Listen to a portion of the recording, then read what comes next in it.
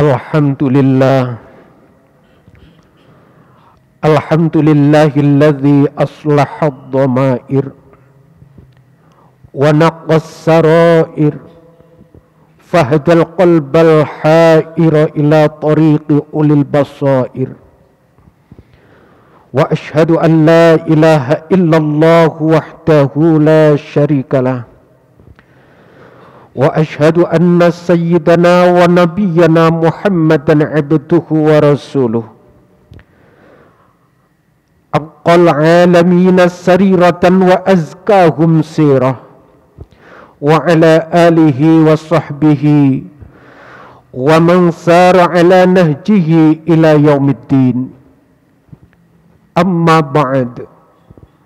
Faya ibadallah, usi nafsi wa iyyakum bitaqwallahi faqad fazal muttaqun.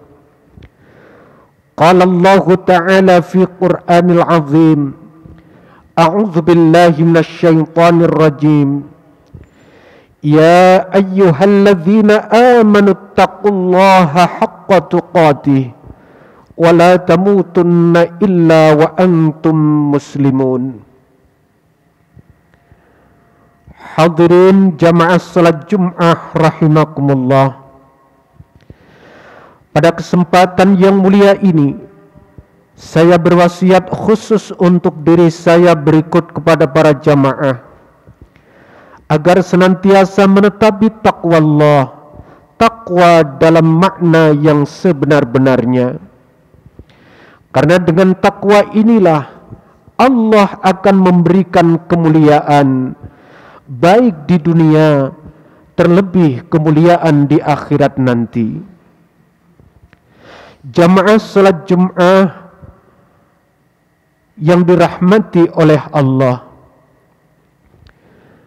ada banyak nikmat yang telah diberikan oleh Allah kepada kita, yang menjadikan kita tidak lagi punya alasan untuk tidak patuh kepadanya.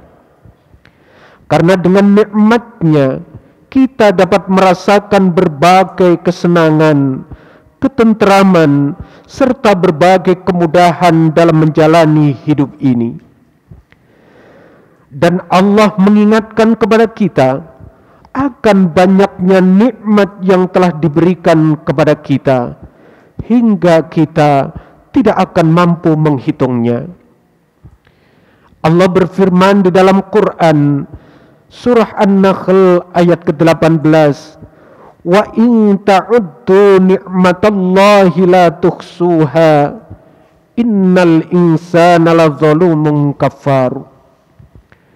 Dan jika kalian menghitung nikmat Allah, niscaya kalian tidak akan mampu menghitungnya, dan sungguh manusia itu zalim, sangat zalim dan banyak mengingkari nikmatnya.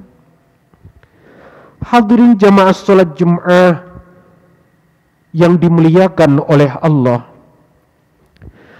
dengan firman Allah ini kita menjadi tahu bahwa kita tidak akan pernah mampu menghitung nikmat yang diberikan oleh Allah kepada kita, dan sudah seharusnya nikmat yang diberikannya menjadikan kita hamba yang senantiasa patuh kepadanya dengan cara melaksanakan hal-hal yang diperintahkan serta meninggalkan segenap yang dilarang. Namun pada kenyataannya, tidak sedikit di antara kita bahkan menyadari bahwa dirinya telah mendapatkan nikmat yang begitu banyak, begitu besar, begitu agung dari Allah. Akan tetapi adanya nikmat itu tidak mampu menjadikan ia sebagai hamba yang bersyukur serta patuh kepada Allah Subhanahu wa ta'ala.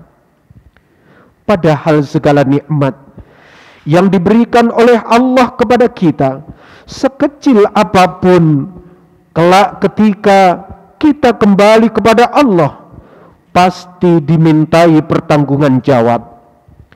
Allah mengingatkan hal itu di dalam Quran surah At-Takatsur ayat yang ke-8. A'udzu billahi minasyaitonir rajim. Tsumma latus'alunna yawma idzin 'anil na'im. Kemudian kamu pasti akan ditanya tentang kenikmatan yang kamu gunakan bermegah-megahan pada saat kamu hidup di dunia. Hadirin jamaah salat Jum'ah yang dirahmati oleh Allah. Sehubungan dengan nikmat yang begitu besar yang diberikan oleh Allah kepada kita, Nabi mengingatkan dalam satu sabdanya yang diriwayatkan oleh Imam Bukhari, Ani Ibnu Abbas radhiyallahu anhuma qala an-nabiy sallallahu alaihi wasallam, ni'matani maghbunun fihima katsirun minan nas, as-sihhatu wal faragh. Dari sahabat Abdullah ibnu Abbas bahwasanya Nabi sallallahu alaihi wasallam bersabda, ada dua nikmat yang kebanyakan manusia tidak memanfaatkannya. Ialah nikmat sehat dan nikmat luang waktu. Hadirin jamaah salat Jum'ah yang berbahagia, Imam Nawawi dalam kitab Riyadhus Shalihin menjelaskan persoalan ini, bahwa banyak orang yang tertipu dengan dua jenis nikmat yang telah diberikan kepada mereka, yakni nikmat kesehatan dan nikmat kesempatan. Karena banyak manusia yang walaupun dalam keadaan sehat, namun ia tidak mampu melaksanakan apa yang diperintahkan Allah, dan tidak mampu meninggalkan apa yang dilarang oleh Allah. Jamaah salat Jum'ah rahimakumullah. Pertama, nikmat sehat. Hidup sehat adalah dambaan setiap insan, apalagi dalam situasi sekarang ini yang masih diliputi ketakutan wabah COVID-19. Apapun akan dilakukan agar dirinya tidak sakit, seperti mengkonsumsi makanan sehat, selalu berolahraga, dan minum vitamin. Nabi Shallallahu Alaihi Wasallam di dalam sabdanya, hadis yang diriwayatkan oleh Imam Ibnu Majah, mohonlah kepada Allah kesehatan, sungguh karunia yang lebih baik sesudah keimanan adalah kesehatan.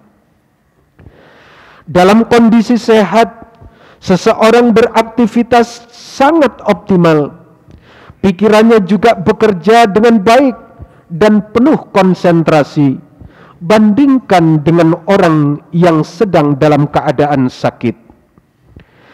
Di dalam hadis lain disebutkan bahwa setiap kali ada orang yang masuk Islam, Nabi mengajarkan doa kepadanya, sebagaimana yang diriwayatkan oleh Tariq bin Asyam yang menceritakan, seseorang apabila masuk Islam, maka Nabi mengajarkan salat kepadanya. Kemudian orang itu diperintahkan supaya berdoa dengan kalimat-kalimat, ya Allah, berilah kepadaku ampunan, rahmat, petunjuk, kesehatan, dan rizki. Nabi pun berdoa memohon kesehatan untuk diri beliau sendiri, selain memohonkan permohonan-permohonan yang lain. Ibnu Umar mengatakan, sebagian dari doa Rasulullah sallallahu alaihi wasallam adalah, ya Allah, sungguh aku mohon perlindungan kepadamu dari lenyapnya kenikmatanmu, dari bergantinya kesehatan darimu, dari tibanya siksamu yang datang tiba-tiba, dan dari segala macam kemurkaanmu.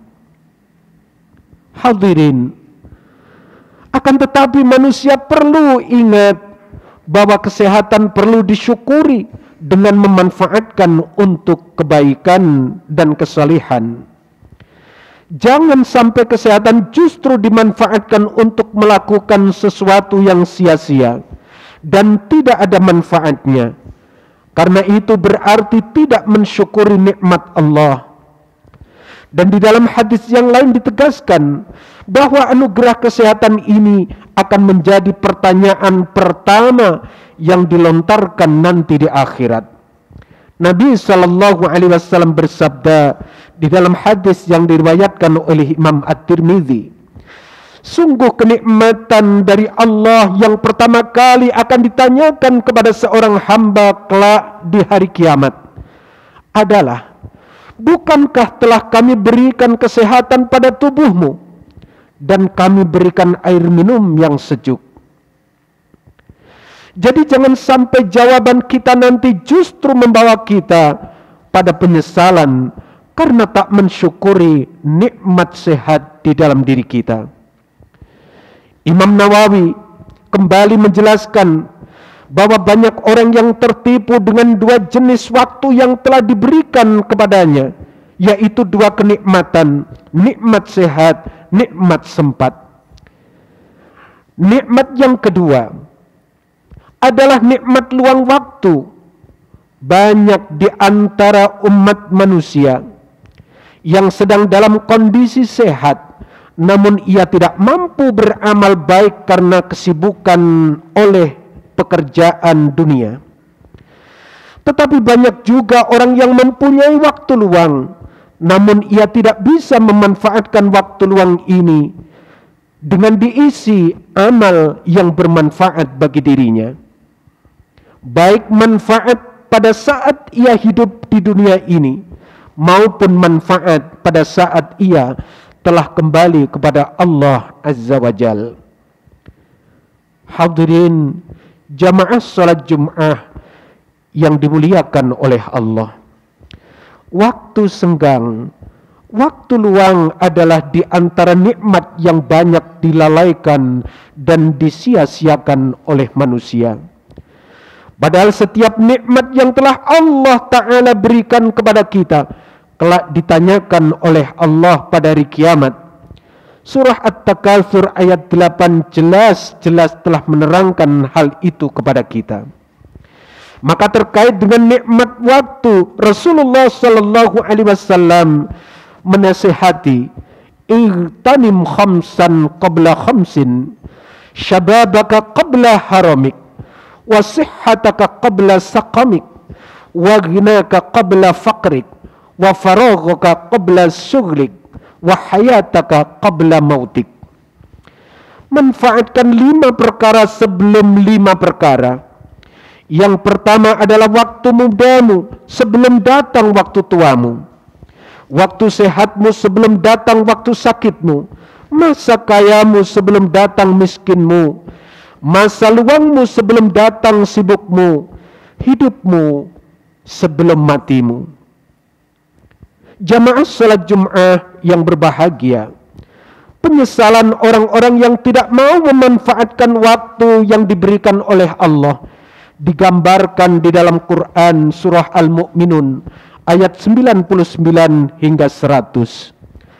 Hatta idza jaa ahadahumul maut qala rabbirji'un la'alli a'malu salihan fima taraktu kalla innaha kalimatun huwa qailuha wa min waraihim barzakhun ila yaumi yub'atsun. Demikianlah keadaan orang-orang kafir itu, hingga apabila datang kematian kepada seseorang dari mereka, dia berkata, "Ya Tuhanku, kembalikanlah aku ke dunia agar aku berbuat amal yang soleh terhadap yang telah aku tinggalkan." Sekali-kali tidak. Sungguh itu adalah perkataan yang diucapkannya saja, dan di hadapan mereka ada dinding sampai Inilah keadaan orang-orang yang dimasukkan ke dalam neraka. Mayoritas mereka adalah orang-orang kafir, atau orang yang ketika masa hidupnya tidak mampu menggunakan nikmat yang telah diberikan oleh Allah sebagai kesempatan untuk menjadikan dirinya sebagai hamba yang taat kepada Allah. Allah menjelaskan, sungguh di hadapan mereka ada dinding, yaitu alam barzah yang membatasi orang yang telah meninggal ini untuk bisa kembali ke dunia sampai mereka dibangkitkan pada hari kiamat nanti. Semoga kita dan seluruh keluarga kita yang senantiasa patuh dan taat kepada Allah Subhanahu wa taala dijadikan sebagai orang-orang yang bisa memanfaatkan kesehatan dan kesempatan yang telah diberikan oleh Allah kepada kita untuk meningkatkan amal ibadah agar menjadi bekal kita nanti saat kembali kepada Allah Subhanahu wa taala. Amin, amin, amin ya rabbal alamin. Barakallahu li wa lakum fil Qur'anil azim wa nafa'ani wa iyyakum bima fihi minal ayati wadh-dhikril hakim wa qur rabbighfir warham wa anta khairur rahimin.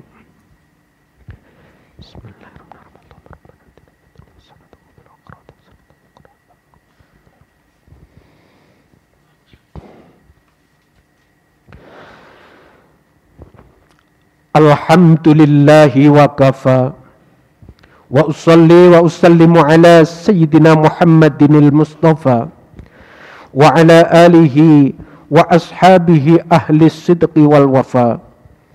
Amma ba'd, faya ayyuhal muslimuna rahimakumullah, usikum wa nafsi bitaqwallah al-aliyyil azim wa'lamu anna Allah amarakum bi amrin azim. Amarakum bis salati wassalam ala nabiyil karim.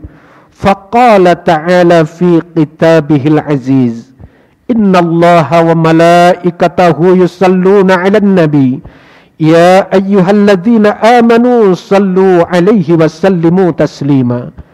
Allahumma salli ala Muhammad wa ala ali Muhammad kama sallaita wa sallamta ala Ibrahim wa ala ali Ibrahim wa barik ala Muhammad wa ala ali Muhammad kama barakta ala Ibrahim wa ala ali Ibrahim fil alamin innaka Hamidum Majid.